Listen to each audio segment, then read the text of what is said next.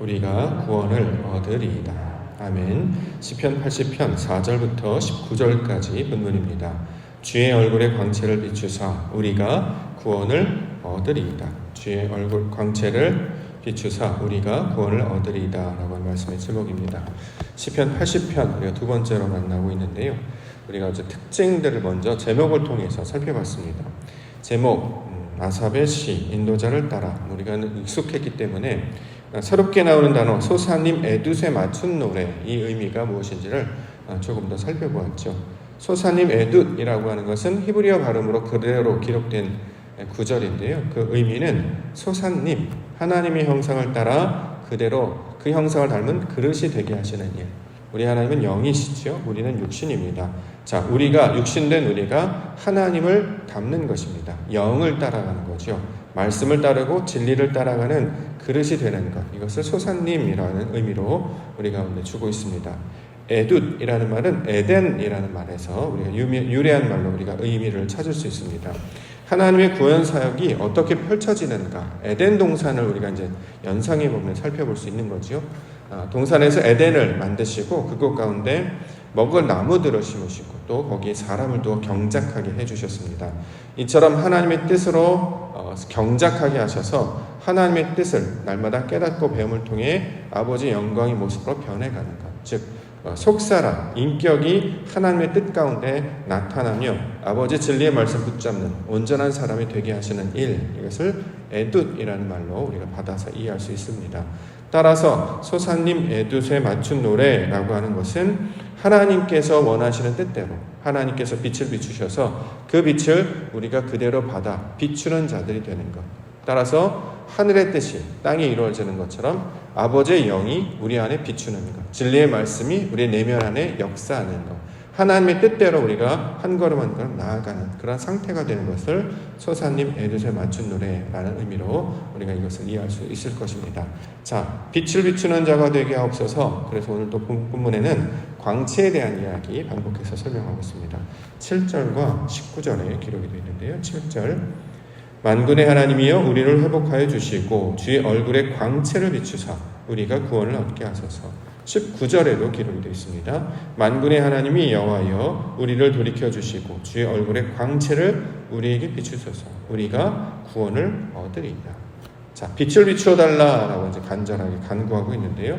얼굴에 빛을 비추다, 그 광채를 비추다라고 하는 것은 어떤 의미냐면 진리를 깨달아 알게 하다라는 뜻을 가지고 있습니다.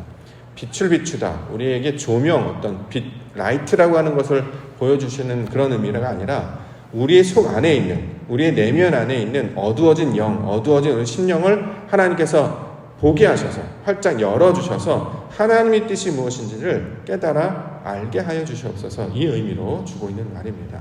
우리 하나님 영이신데요, 우리가 육신입니다. 육신이기 때문에 하나님의 뜻을 알지 못하죠. 어둠 가운데 있습니다. 그런데 빛을 비추시게 되면, 그렇게 이제 우리가 묘사를 하는 것입니다.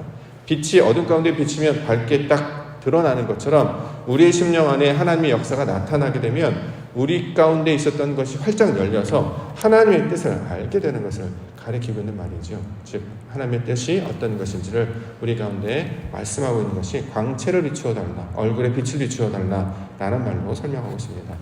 창세기 1장 2절에 보면 땅이 혼돈하고 공허하며 흑암과 깊음 가운데 있었다, 이렇게 얘기합니다. 거기서 말하는 땅, 우리를 가리키는 말이죠. 혼돈과 어둠, 공허하고 비어있고 어둠 가운데 있었습니다. 자, 이것을 변화시키시는 유일한 능력이 어떻게 나느냐? 하나님의 영이 수면에 운행하셨다라는 말로 시작하고 있죠. 하나님의 영, 성령을 가리키는 말이죠. 하나님께서, 성령께서 운행하셔서 우리를 바꾸어내시는 작업이에요. 그래서 제일 먼저 시작하는 게 뭡니까? 빛이 있으라. 첫째 날에 일어났던 일이 바로 그 일이라는 거죠. 자, 우리가 자신의 육신과 생각 가운데 묶여 있어서 한치 앞을 내다볼 수 없고 하나님의 뜻을 알 수 없는 그 지경 가운데 있을 때 이 시편 기자는 하나님의 뜻이 무엇인가를 깨닫게 되었으므로 말미암아 얼굴의 광채를 비춰주시옵소서, 이렇게 간구하고 있는 것입니다. 우리 심령이 하나님의 뜻을 아는 그 뜻을 우리 가운데 가르쳐 주셔서, 자, 이 모든 상황 가운데 펼치신 하나님의 뜻이 무엇인지 알게 해달라. 자, 이것을 가리키고 있습니다. 어저께 이제 요셉의 이야기를 통해서 우리가 잠깐 살펴봤는데 애굽으로 왜 팔려갔는지, 요셉은 알지 못했습니다. 보디발의 집에 왜 팔려갔는지 요셉은 알지 못했습니다. 심지어는 감옥에 갇히기까지 했죠. 근데 그 뜻을 알지 못했습니다. 다만 하나님의 약속, 그 하나님께서 함께 하심을 기억하는 자로 살아갈 뿐이었죠. 그래서 형통하는 자라는 말로 나오고 있는데, 형통하는 자는 자기의 상황에 우리의 시선과 생각을 뺏기지 않고 하나님의 뜻이 있을 것이다. 하나님께서 무언가 우리에게 하나님의 일을 펼치실 것이다. 이것을 통해 우리에게 무언가를 알려주실 것이다 라는 한 기대와 소망을 가지고 있는 자의 모습을 설명하고 있는 말이었습니다. 자, 그는 보디발의 집에 있던 감옥에 있던, 자, 왜 이런 일이 일어나는지는 알 수 없지만 하나님의 뜻이 있는 줄 믿고 자기에게 주어진 일을 성실하게 감당한 자의 모습으로 보고 있었다는 거죠. 마침내 나중에 그가 인생을 살아갈 때 어떤 일을 경험하게 되냐면, 자, 애굽의 총리가 돼서 가족들을 다시 만나게 된 후에 그는 그렇게 고백하죠. 이 모든 것들을, 그 잘못 깨닫지 못했던 그 악을 선으로 바꾸셨다. 하나님의 뜻을 알게 해주셨다. 자, 이 모든 일이 바로 하나님의 뜻이었구나. 가족을 구원하고 세상을 구원하고, 그래서 마침내 아버지의 뜻을 이루어내는 것, 그래서 하나님의 뜻이 바로 이런 것이었구나라는 것을 알게 되는 자로 이제 고백을 하게 되죠. 자, 그 일을 통해서 우리에게 설명하고 있는 것처럼, 그러니까 당장에는 지금 우리가 펼쳐지는 이 현실은 우리가 다 이해할 수 없지만 한 가지 소망을 붙잡을 수 있는 건, 이 일은 그냥 펼쳐지는 일이 아니라 하나님의 경륜 가운데 나타나는 일이란 말이죠.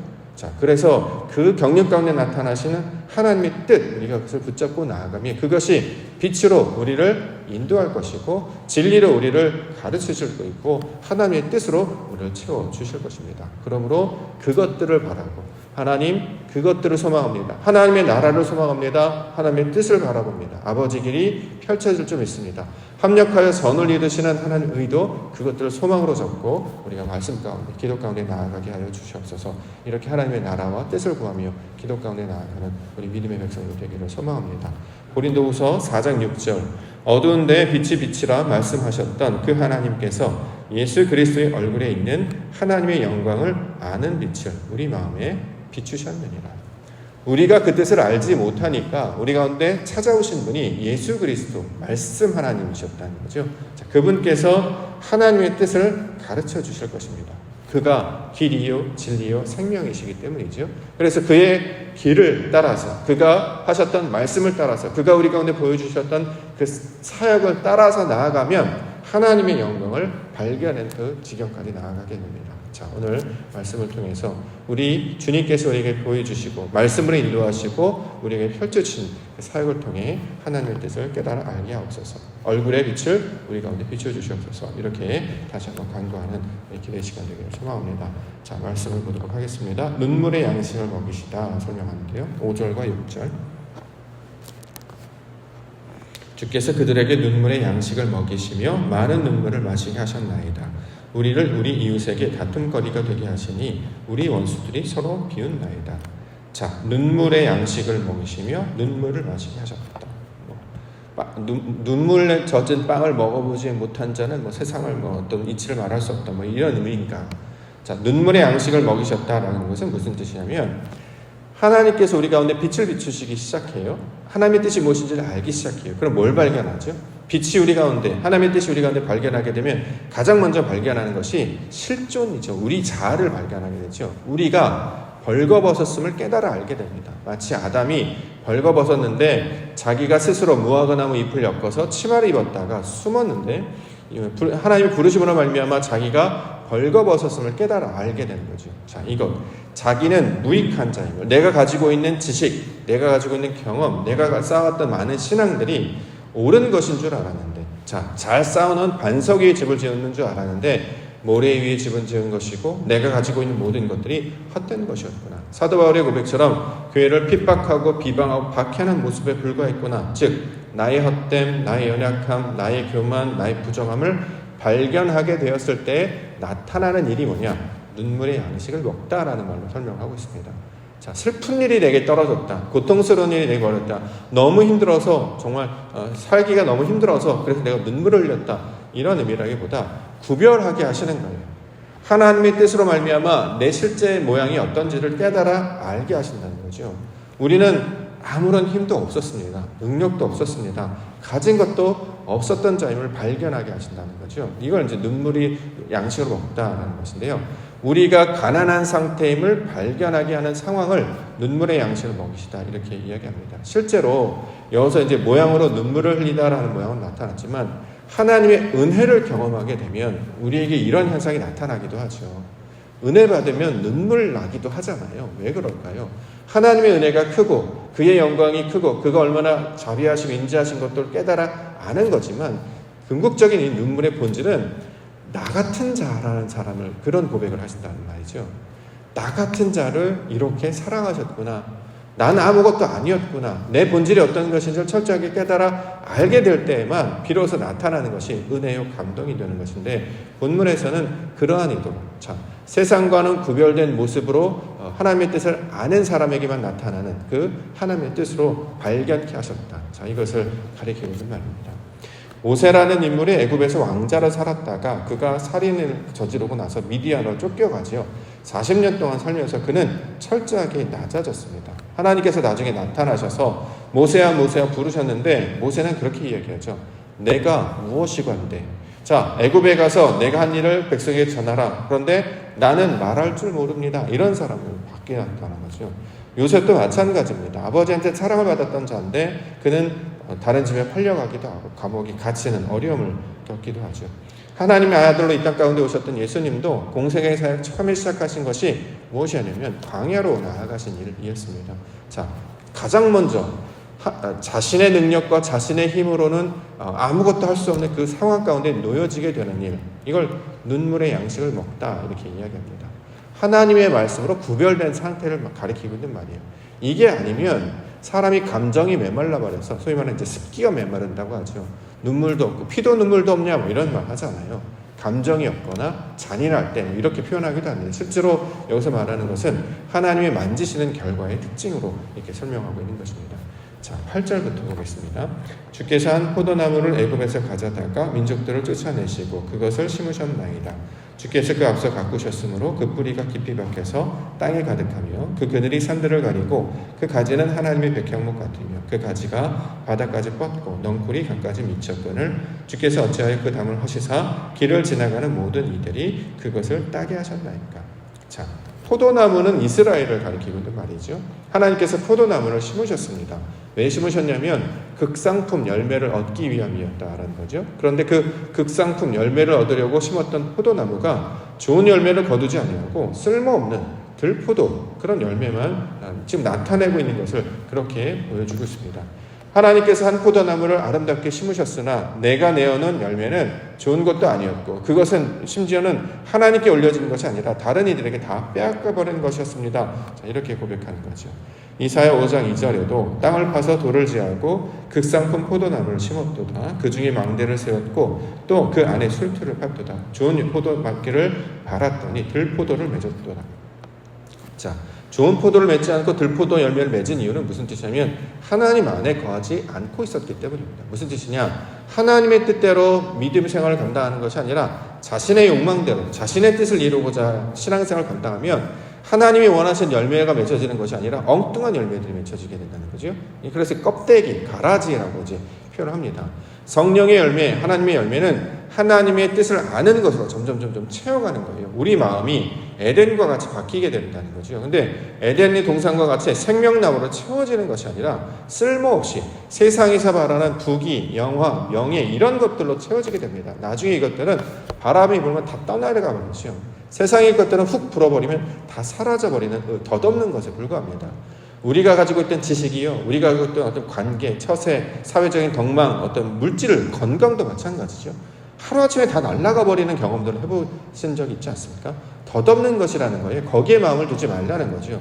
인생은 그냥 살게 하실 것인데 필요한 것들은 이미 하나님께서 아시기 때문에 채워져 줄 것인데 그 필요 있는 이상의 것을 품지 말고 하나님의 뜻을 발견하는 것에 우리의 마음을 두게 하실 것을 가리키고 있는 말입니다.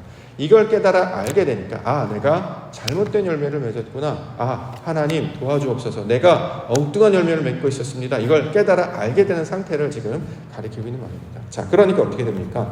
돌아보소서 하나님 도와주세요. 이런 고백을 하게 한다는 거죠. 14절부터 만군의 하나님이여 구하옵나니 돌아오소서. 하늘에서 굽어보시고 이 포도나무를 돌보소서.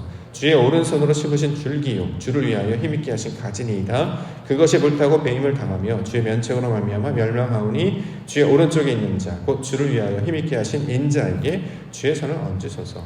자, 자신의 무익함을 발견하게 된 그 상태, 심령이 가난하게 상태가 된 것은 이유가 뭐냐면 빛이 비추었기 때문에 그런 고백을 한다는 거예요. 하나님이 깨닫게 하심으로 자신의 무익함, 자신의 덧없음을 고백하게 된다는 거죠. 내가 능력이 있어서 발견한 게 아니라 하나님께서 알게 해주시니까 나는 아무것도 아니구나. 나는 무화과 잎으로 치마를 입은 그 아담의 모습과 똑같구나. 그러니 하나님 나를 구원하신 일을 이는 하나님밖에 없사오니 주님 도와주옵소서. 우리의 마음이 하나님의 마음으로 바뀌게 해 주시옵소서. 이렇게 지금 고백하고 있는 것입니다. 불타고 배임을 당하게 하셨습니다. 그래서 우리가 하나님 앞에 무너지게 하셨습니다. 이게 있어야 하나님께서 오른쪽에 있는 자, 진리의 사람을 가리키죠. 벤야민이라는 뜻입니다. 자, 힘있게 한 자, 인자에게 주의 손을 얻다. 주의 말씀으로 우리를 가르치시고 인도하다라는 뜻이죠. 자, 하나님의 손 안에 있어야 하는 자, 하나님의 열매를 맺어야 하는 자로. 그래서 에브라임 이야기가 나오는 이유가 바로 이제 거기 있었고, 벤야민 나온 이야기가 바로 그 뜻이었다라는 거죠. 하나님의 뜻에서 벗어나고 있었으므로 내가 무익한 열매를 맺었는데 이제 깨달아 알게 되었으니 다시 하나님의 원래 뜻대로 우리를 좋은 열매 맺는 나무로 바꿔내게 해주시옵소서. 자, 이렇게 지금 간구하고 있는 것입니다. 요한복음 15장 5절부터 나는 포도나무요 너희는 가지라. 그가 내 안에 내가 그 안에 거하면 사람이 열매를 많이 맺나니 나를 떠나서는 너희가 아무것도 할 수 없습니다. 사람이 내 안에 거하지 아니하면 가지처럼 밖에 버려져 마르나니 사람들이 그것을 모아다가 불에 던져 사르느니라. 너희가 내 안에 거하고 내 말이 너희 안에 거하면 무엇이든지 원하는 대로 구하라. 그리하면 이루리라. 하나님의 말씀 안에, 뜻 안에, 진리 안에 거하게 하옵소서. 그것이 바로 우리 심령 가운데 자리를 잡아서 하나님의 뜻을 구하고 찾는 자 되게 하옵소서. 예배라고 하는 것은 그 연습을 하는 과정이잖아요. 우리가 성전, 교회라는 곳에 나와서 하나님께 우리 시간을 드리고 마음을 드리는 것은 그 뜻 안에 자꾸 거하려는 훈련, 노력을 통해서 우리의 마음의 방향이 어디로 가야 될지를 다시 한번 점검하는 것이죠. 자, 이것의 과정을 통해서 뜻을 구할 때에 마침내 하나님의 때에 아버지의 뜻에 따라 영광을 보게 해주실 줄 믿습니다.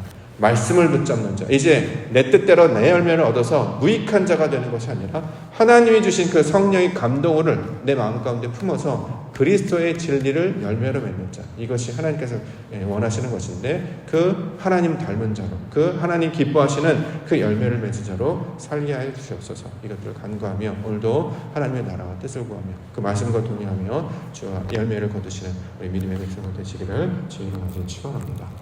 기도하겠습니다.